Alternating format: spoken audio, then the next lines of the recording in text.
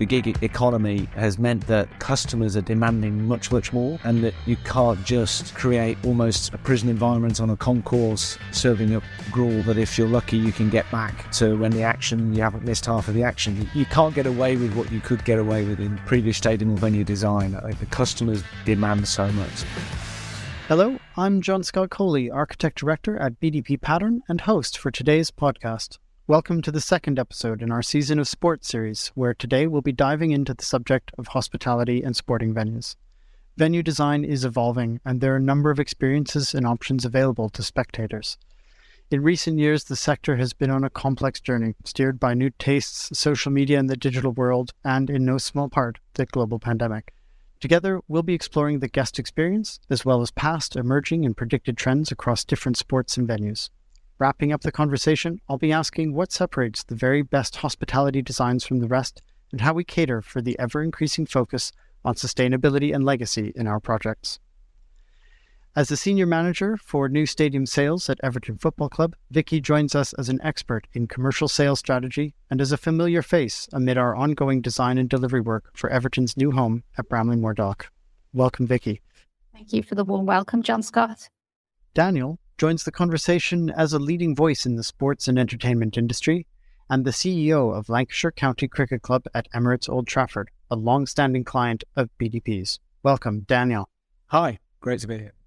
Gavin is BDP's Sports Sector Lead and Principal Architect at BDP's Manchester studio and has overseen BDP's work in the redevelopment of Old Trafford Cricket Ground and fan plazas at Etihad Stadium in Manchester. Hi there. So welcome to you all. Thank you very much for joining me at what's a very busy time of the year. To kick off our conversation, I'd like to begin with talking about guest experience and ask you all kind of what that looks like in your respective fields. Daniel, if it's all right, I'll start with you. You've been working with Gavin and his team in a complete overhaul of Old Trafford for over a decade. You will have seen some hospitality trends come and go and others stick around. You know, what does the sort of the optimum guest experience look like for you today? Guest experience has really evolved over the past 10 years. If you go back 10, even 15 years, then quite often it was just about getting people in. It was about, can they get something to eat or drink at half time if it was a football match, and getting them home again. And I think nowadays, you know, high street delivery and, you know, the gig economy has meant that customers are demanding much, much more, and that you can't just create almost a prison environment on a concourse, you know, serving up gruel that if you're lucky you can get back to when the action, you haven't missed half of the action. You can't get away with what you could get away with in previous stadium or venue design. I think the customers demand so much. So I think for us, very much it's the whole game day experience. So, you know, I remember speaking to somebody very senior at Miami Dolphins some time ago, and they talked about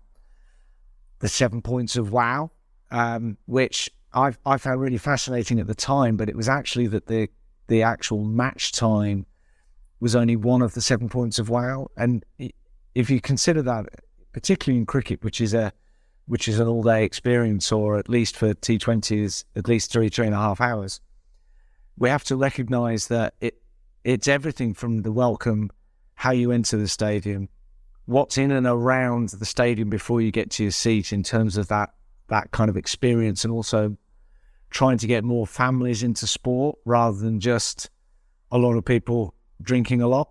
And so the whole design of that family-friendly welcome when you come in has become massively important in stadium and venue environments, much more so than historically. And so it's that kind of making them feel that the game or the match itself is only one part. And, you know, it's a bit easier in cricket. Football can be very tribal, where, you know, the result can leave somebody quite depressed over a whole weekend or whatever. Whereas I think in cricket or rugby or horse racing, you know, it's generally trying to get much more of a day out, a big event that you're enjoying the event as a whole. But that whole, if you have the space, that whole fan village concept of, it's not just a stadium concourse and hospitality suites. It's really the whole shooting match of the whole site now. And so, Vicky, you've been thrown a gauntlet a little bit there about is football really that tribal. We really going to be depressing people week on, week off. But Everton are following quite a sort of different model. If whereas Lancashire Cricket have kind of developed their facility over a sort of period of years, Everton are going all in with a brand new stadium from the ground up in Liverpool. So how is that going to lead to a different approach for you how are these premium spaces that we're working together going to kind of create that perfect guest experience? Absolutely. I mean, I would echo Daniel's reference to evolution, and I see myself as being very privileged to work with stadium experience experts on this journey to what is a once-in-a-generation project for Evertonians, but also the city region. And with the benefit of our £500 million project on the banks of Liverpool, Mersey, really providing a new icon for the waterfront, that allows us to be able to reset a lot of the perceptions of what hospitality is and attract a number of different fans and visitors to the stadium who wouldn't previously have thought that premium was for them. And so for us to do that, we see ourselves very much as echoing the high street and competing with the flexibility and the diversity of what is a very thriving city region where our new stadium is going to be based. I think the vision to create a stadium for all and all experiences within that is, no easy challenge for us, but the ability to almost go back to basics and understand what our fans and visitors to the stadium do in their usual social lives, how they like to spend time with their family, how they like to enjoy hotels and accommodation and holiday, and how they like to socialise with friends. We should be building all of those experiences into our design and fundamentally into the packages that we create. I think actually you've sort of alluded to a lot of kind of what Daniel was picking up, which is that kind of slightly extending the range of what hospitality is and what maybe a kind of premium offer looks like. And it's interesting to me that you've both talked about the kind of high street experience and how fans are looking for that that sort of what they do in their sort of day-to-day life. They don't want it necessarily to be different in a stadium. They want it to be better. And so, Gavin, I feel like a lot of your work actually is sort of that linking point between those things, because you've been working on kind of fan plazas, box parks, that kind of, in some cases, literally the physical link between the high street and the stadium, but also maybe a bit of a conceptual link. So, what do you think is it about those spaces that are so compelling? How are they kind of adding to those 7 points? So, wow. Yeah, well, I think Vicky and Daniel have both picked up on the whole sense of the fan experience. The sofa to seat thing. It actually, the fan experience starts when you leave your front door and finishes when you arrive back there at the end of the day. And I think that what I think we're all agreeing is there's a much higher level of sophistication and thought and consideration giving to the fan experience, both the journey to the game, what happens immediately before the match, and then what happens during it, than probably there was certainly 15 years ago when we were first talking to the cricket club about their own particular needs and the journey that they've been on. And I think the key issue is a much higher level of appreciation about the demographics of the audience, a much more sophisticated critique and analysis of what their wants and needs are, and then a much more differentiated and tailored approach to the delivery of hospitality, actually the whole of the fan experience, and sort of segmenting that fan cohort into lots of smaller cohorts and tailoring the offer to those individual needs. So it isn't, the pint, one size fits all anymore. It's much, much, much more sophisticated than that. And each club, each sport will respond differently to their particular needs of their fans. But I think that sense that it's now a very sophisticated industry that thinks very carefully about what the fans want is the sort of key overarching theme. I'm interested, sort of, Daniel and Vicky, as you've been kind of developing that more nuanced view of what people want and what is selling. Is there anything in particular that surprised you, maybe about that where your sort of research has discovered that fans actually want this one? Maybe that was contrary to what the sort of previously held notions were. we've got the opportunity to future-proof experiences for our brand new stadium, but we also want to harness the rituals and traditions that make Goodison Park so unique. And within the traditional hospitality setup within Goodison Park at the moment, there's 1,200 covers. We're moving to 5,000 covers, the new stadium. And so within that, we can't just create like-for-like environments. We want to ultimately deliver flexibility. And from the point of view of what maybe surprised us from our insight is that the demand for choice and flexibility between each match day is exceptionally strong. And to just nod back to Gavin's point around, the programming of different events, while I appreciate this topic focused on sporting venues, I also had a background in arenas. And I think, to be able to go from sofa to seat within a regular, loyal, occasion allows for us to program much more dynamically. Because in an arena situation, you do bring different fan bases and profiles in, and there's difference in animation every single event. Whereas I think it's really down to us as, pioneers of experiences within sports to continue to bring that to life and do that as flexibly as possible. No, absolutely. I think it's interesting that the flexibility is a kind of key theme that we're kind of touching on again and again. And I feel like maybe, Daniel, your team is maybe becoming experts at flexibility and kind of using your venue in as many different ways as possible. What are some of the kind of things that have come out of that? Well, I think before I get on to that, just to kind of support the previous point, is one of the things that stadiums are kind of odd beasts, really. They're kind of, there's nothing really like them. They're very large, complex buildings that need managing. There's a lot of health and safety impacts.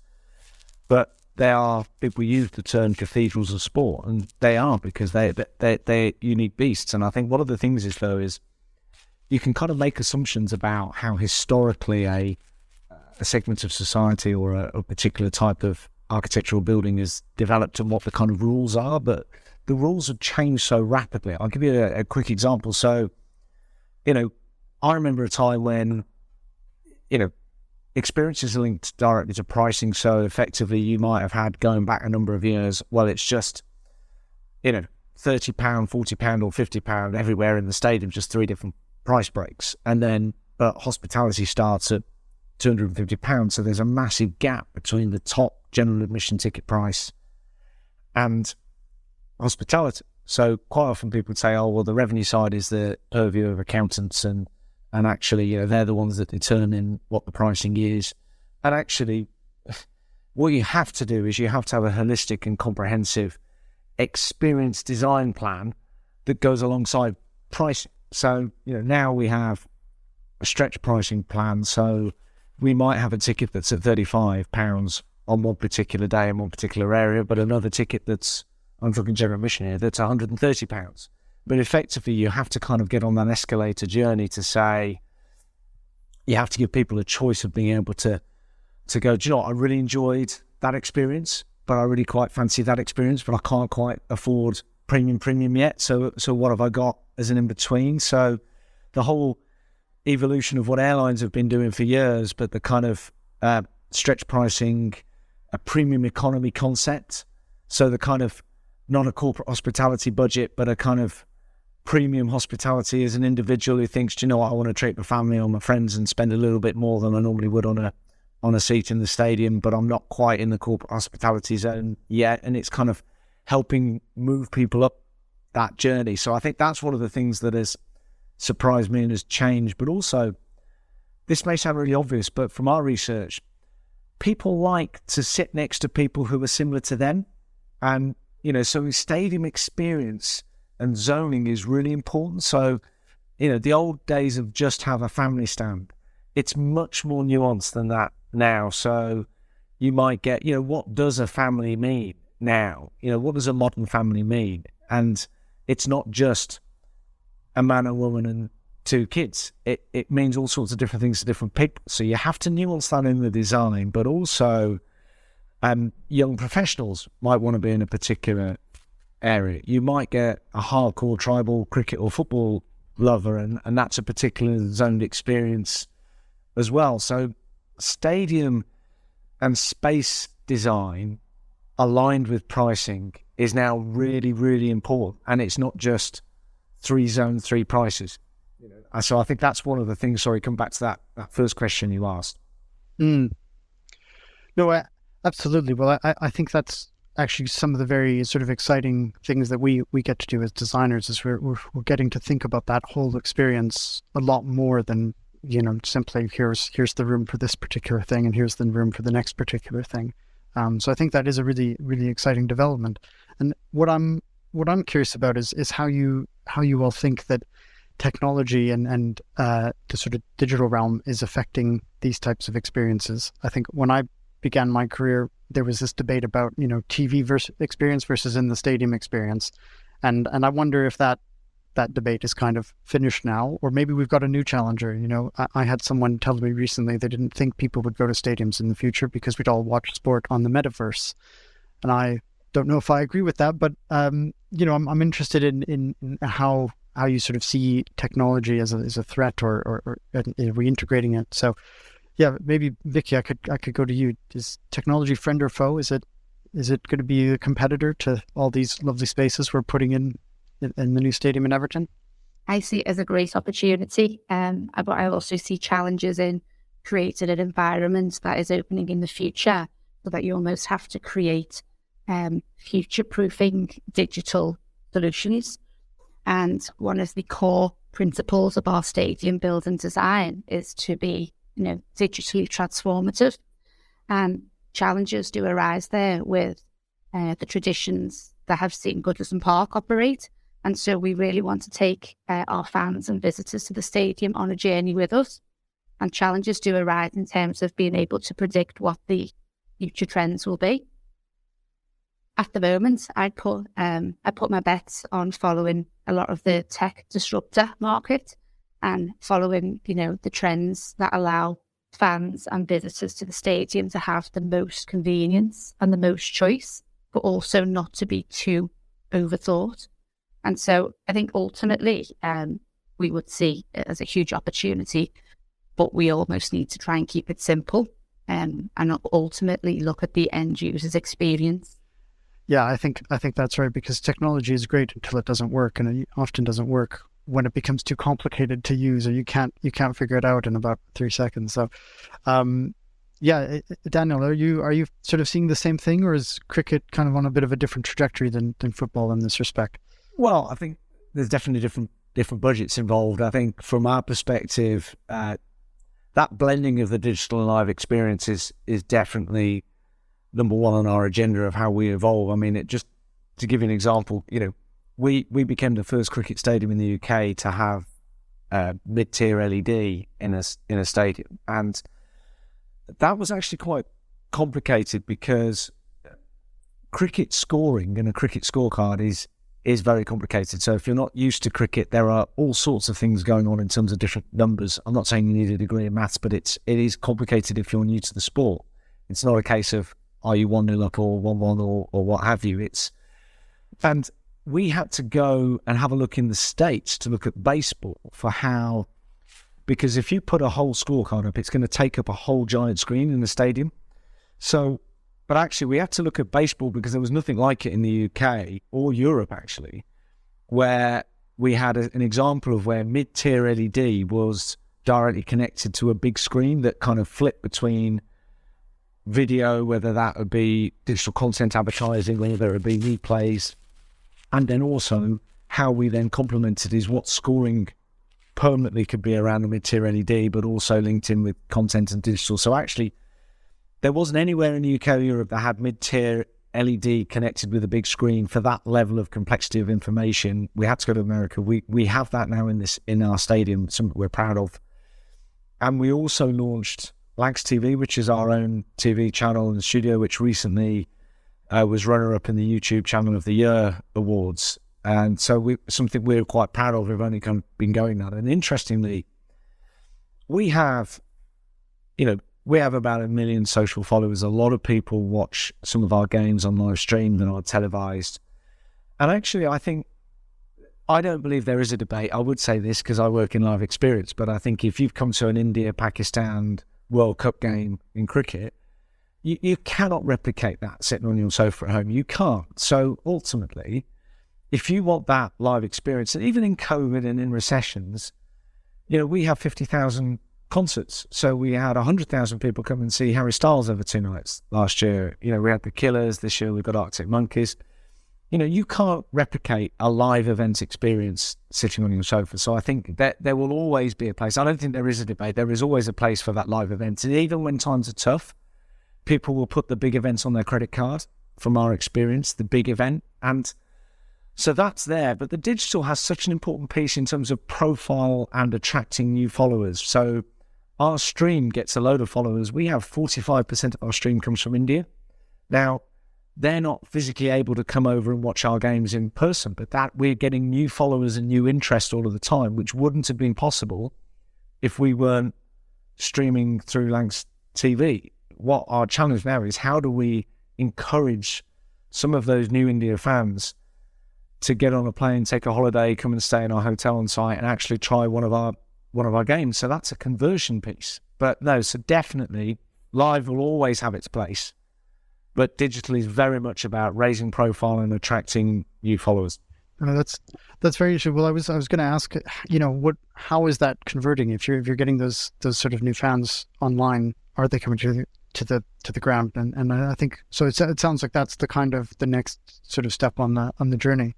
Well, Gavin, I maybe want to go to you to sort of say we're hearing about these sort of innovations and the way that at these two sports organizations are trying to kind of balance off or really take advantage of the opportunities.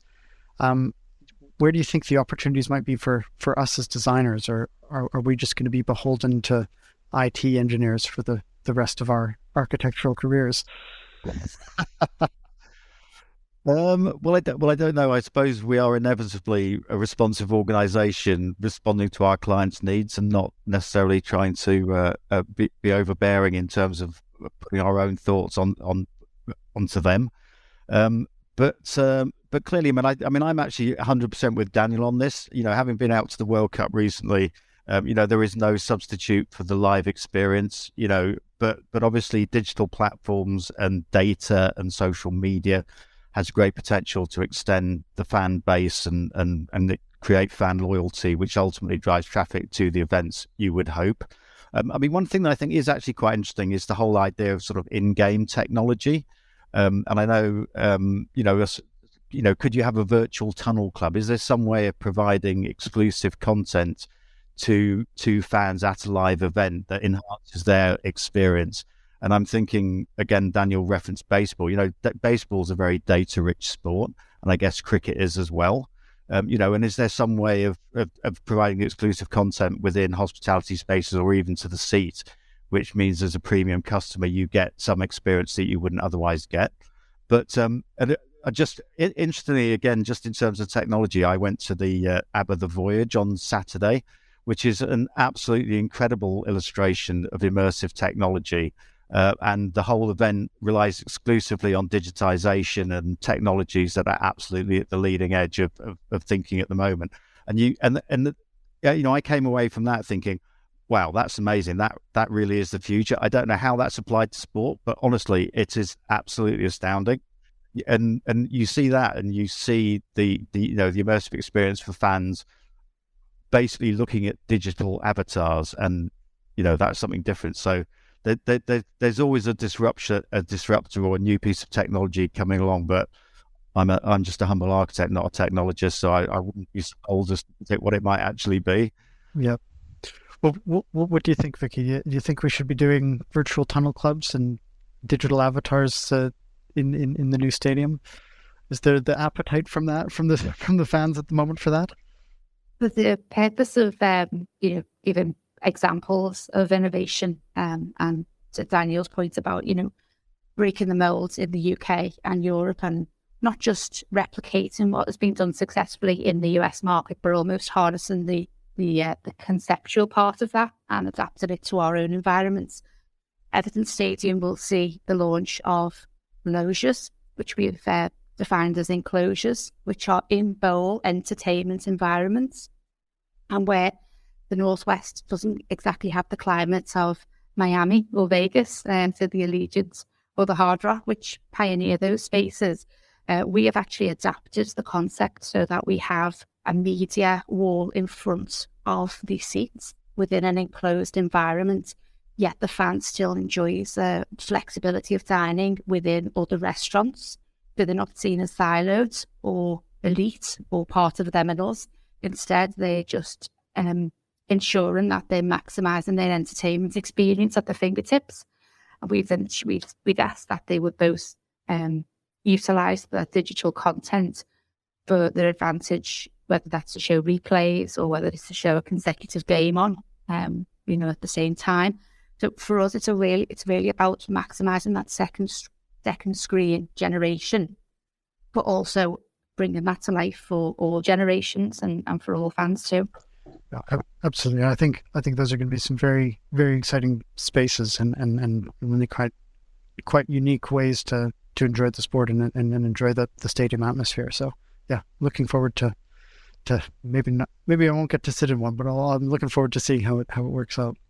I think if we can, I'd like to turn to perhaps probably the biggest topic facing our industries, and that's around sustainability and legacy in our venues. So we know we're in a climate emergency. We know that every part of our work needs to be helping find solutions and not increasing the problem. And so I'd like to sort of ask you generally, how is this greater focus on sustainability playing into hospitality design and trends and what you're doing? Daniel, I wonder if I could turn to you first. You've had some time to test maybe what's working, what's not working in your venue. What are you finding the best ways forward are on this topic? So sustainability is a big issue for us. I have a 19-year-old daughter who's constantly telling me that my generation killed the planet.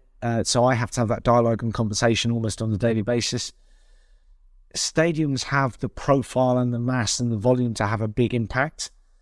In our new 100-bed hotel extension, a new restaurant, we're not putting gas in that building. That was a big, challenging conversation to have with the operators. But we've got air source pumps. It was absolutely the right thing to do. It will cost us more money in CapEx, but will reduce consumption and reduce emissions. So it's the right thing. But constantly, we don't all have £1 billion on like Tottenham-type stadiums to spend. So you will always have a challenge and a prioritisation conversation to have on where you spend your capital. So sustainability is never going to be the percentage as high as we want it on those design conversations. We can lobby governments and talk to governments about how they can improve ROI on solar, for example, which was 30, 40 years, might now be slightly less because of the cost of energy. But I believe that stadiums and venues are big enough that if the government puts something in there to support greater sustainability and design, it would help us all. I think you've sort of alluded to these things, a move to take solar out of the hotel. It's a relatively simple idea, isn't it? But actually not at all an easy idea to implement. And I'm often struck by, being sustainable, doing sustainable design is often about trying to get these simple ideas across the line against actually what is a very difficult implementation. So, Vicky, in that respect, are there incremental gains you think that we can be making with the work that we're doing on these new spaces at Bramley-Moore Dock that we can help kind of drive some better environmental performance for the club? I think by the nature of a stadium for the future, it's almost assumed that the stadium will have the greenest credentials it possibly can, and the challenge is then future-proof and beyond that. But I'd just like to make a point in terms of, in protection of our future, we also have to, relate to protecting the heritage of our past. And, by no means feat is Everton's new, iconic waterfront stadium is built within a Grade 2 listed dock, and the challenges that provided, and almost protecting the heritage of our past for future generations forms part of our legacy at the new stadium. So while we talk around eco-credentials and certainly a new stadium build, would be easier to implement and design into than retrospectively fitting it into other stadium and venues. But for us, it's what we do beyond that. Now, to Daniel's point, that should be a given. It's not always been in previous generations, but for our future, we should be looking at what we can do to then embellish and enhance that, so that we can almost protect assets and allow people the lifestyles and the life-changing opportunities to enjoy that moving forward. A lot of that sits within our Goodison Legacy project, which will see Everton's current home transformed once we move into the new stadium into a place that is developed for community assets, where Everton and the community's life-changing work can continue. When we look at legacy and sustainability, we look at it holistically in terms of impacting our fans and visitors and future generations' lives, as well as the planet and all of the solutions which we would and we should assume to put in just as a base layer into the stadium. I absolutely agree. I think that the UN has launched its sustainable development goals, and there's about 30 different sort of metrics upon which we're kind of basing what is sustainable development. And I think we're actually in quite a privileged position in working in sport, because our work is at the nexus of so many of those different things. It's about health and well-being. It's about heritage and past. It is about environmental performance and touching lightly on the earth and preserving water quality and using less energy. But I think we have opportunities within our fields to kind of go beyond that in a way, than some other than other kind of building types perhaps. So kind of looking though maybe more broadly, Gavin, do your work sort of sits across lots of different sectors. Do you think there are kind of lessons that the sport industry should be taking on board from kind of around the industry to kind of be able to drive better sort of environmental performance in these very special buildings? I think so, yeah. I mean, and interestingly, obviously we're talking to two BDP clients who have commissioned us to build new buildings for them over significant periods of time. But I suppose in the industry at the moment, if you look out with the sports sector, adaptive reuse and the sort of presumption to retain existing structures and refurbish them is a massive trend in the industry as a whole. And that sort of strapline, the most sustainable building is one that already exists, is becoming a sort of an ever increasing thing that we hear in every sector. I was talking to a higher education client the other day who we've recently completed an adaptive reuse project for, and she said that in the future that will be the default setting for the university, and they will sort of stress test every development on the basis of whether there's an existing building they could reuse, given that building anything new is always going to have a much higher level of embodied carbon and carbon emissions in the whole process of constructing it than a refurb would. So I think that's interesting, because obviously I know from talking to the people like Nick Tyre and the sort of experts in terms of stadium technology, often there's a whole raft of technical issues around existing seating widths and viewing angles that sort of basically preclude the modernisation of existing stadiums without massive expense. And this is probably also true of hospitality spaces, and the world moves on, doesn't it? But I can't help but think this will become a trend in the course of the next decade or 2 decades, not least because it also offers the potential of delivering more for less. And it will just be interesting citing an example fairly near to Daniel, Manchester United Football Club. Obviously, we know that they're in the process of doing a whole load of feasibility studies about their Old Trafford Stadium, and it will be interesting to see what tumbles out of that. Whether to deliver a fit for purpose, future-proof 21st century demands that they build new, or whether they can adapt and change and refurbish the existing stadium and deliver something that's still top notch, but in a different way. And these are the challenges that I think are going to be faced by many clubs over the course of the next decades. Well, what I think is very sort of interesting about your comments, Gavin, is it actually sort of brings us almost full circle in our conversation, because I think the key to unlocking that adaptive reuse, for sports venues generally, is building in that kind of flexibility that allows spaces to be reused, reconfigured. We know that hospitality trends change. There are different demands in the future, but it's having robust let's call it infrastructure that allows these venues to adapt. So, I guess turning it back to kind of maybe Daniel, what do you think? What's been one of the more sort of useful things about your venue that has been most flexible, or that you would recommend to stadium designers and operators moving forward about what they should be building into their venues? I have worked in football before cricket, and most of the stadiums that I've been involved in over the past 16, 17 years have one big thing that is different and unusual. And I don't believe they should be different and unusual, and that is a hotel on site. And one of the challenges, particularly while opportunities in football we talked about, is that because you get 2023 match days, but because the revenue potentially definitely in the Premier League is so big that actually match day revenue will drive design priorities. So in other words, number of seats, capacity in the stadium becomes the most important thing. And then effectively it's quite often it can be, what else can we now fit in? So historically in football, hospitality spaces would fit in under eaves, under a stand, or we'll try and fit some boxes in between two stands, but it definitely the stands and the seats have been the priority. Why? Because the revenue that you generate from the number of games, particularly in the Premier League on ticketing, is more than anything else. But then you have the big challenge of, if you're not a big club like Everton or others, then it's you have to make money on a non-match day. And I think interestingly I've worked in championship football and now working in cricket, you have to punch above your weight in terms of your non-match day revenue. The only way you can punch above your weight on non-match day revenue is you have to be flexible in design and be able to sell different spaces to different people on different days. And so quite often, if you look at our stadium here at Emirates Old Trafford, we've got a number of large boxes as well as seats. So effectively, we've recognised that there's a number of seats that on certain days we can sell more seats, but we can't sell more seats every day. So actually, okay, let's have the compromise, pragmatic, flexible approach that says, how do I drive my non-match day revenue?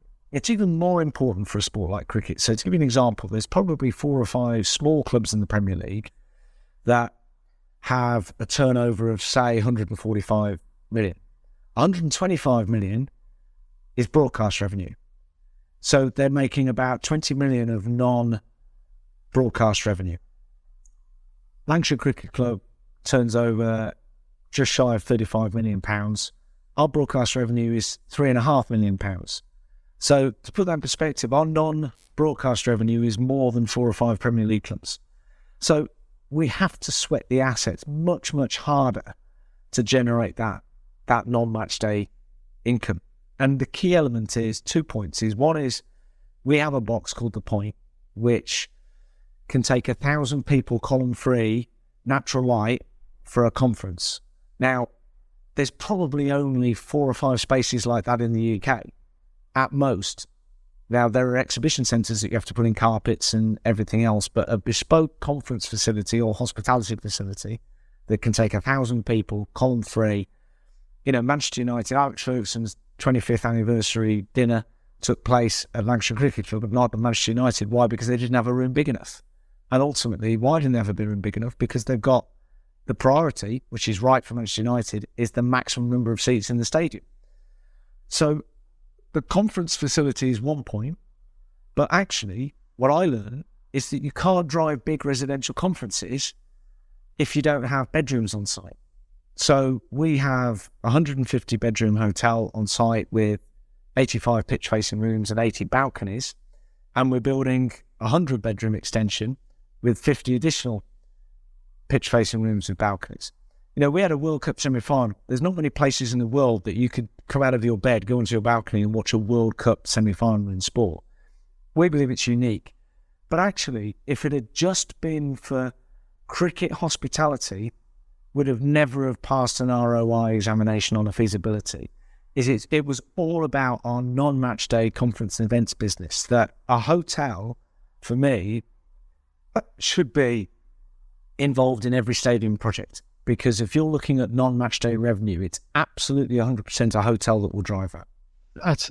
That's a very, I think that's quite a sort of fascinating insight into the kind of the business model that drives that.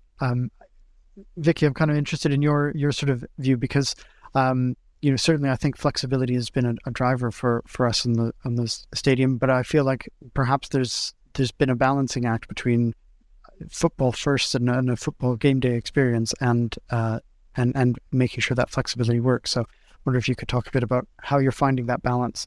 Yes, I think previously we've had to accept that there's a dichotomy between what could be football first and then adapting spaces to the rest of the year, the 365 venue, if you like. And I think the key is being able to work collaboratively with stadium design experts and architects, our whole stakeholder population, on the end user experience, whether they are, a very loyal Evertonian who is joining us from Goodison Park, or whether that's a resident of the city centre who wanders and leaks out of the city into the new public realm that the stadium will sit and be a catalyst for. So for us, it's about, seeing the iconic new structure as a cathedral of entertainment, whilst not compromising it away from being a cauldron for football, which is so critical and so vital for us to harness the passion of our fans. But beyond that, we need to continue to innovate and look at, conference spaces are one part of the jigsaw, but also look around other people's lifestyles and back to the city centre, which is thriving, through the week and off weekends, and create not necessarily a destination where people have to flock to, but naturally find themselves upon, given our unique location on the waterfront. So we do believe that there is a balance, but we believe that collaboration early on in the design process can provide a solution to that without, having to retrospectively look at business cases once we're open or we're nearly in the final stages of opening. Well, I think, Vicky, you've touched on sort of three themes there, which I think gives us a wonderful moment to kind of conclude on. You said we want to harness the passion of fans, we want to innovate, and we want to integrate further into our cities and communities. I think that's a wonderful message of what we can be doing with our stadiums and with the hospitality spaces within them. So I'd like to thank you all very much for joining me today and having this very interesting conversation. I feel very privileged to have learned a lot and gained some insight. So thank you all. Thank you. See you. Thank you.